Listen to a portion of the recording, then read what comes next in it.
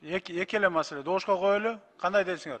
Андай урматтуу коллегалар, ордуңардан орун алгыла бир багыт менен кетсек. Мына кийин дагы бул маселени мына тактап, анан дагы алып келет. 3 айдан кийин дагы алып келет.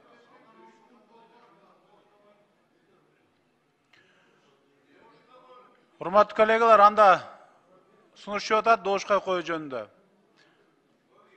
Токтомду ушул Акылбек Үсенбекович, дагы бир сыйра жарыялаштын кереги барбы, кереги жокпу?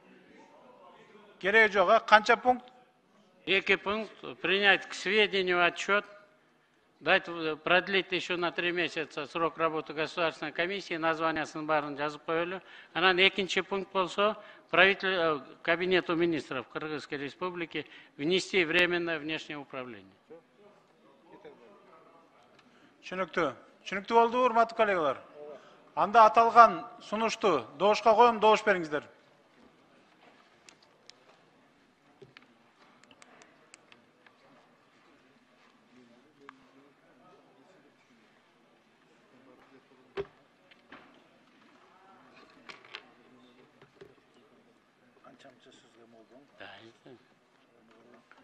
Макул 91, каршы жок, бар 91.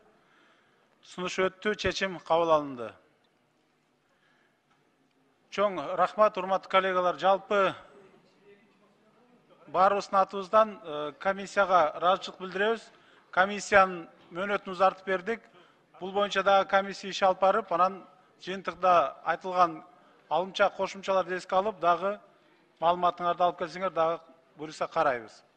Рахмат баарыңыздарга. 2 жуманын ишиңерге ийгилик каалайбыз. кемчиликтерди оңдоп, токтомду алып келебиз.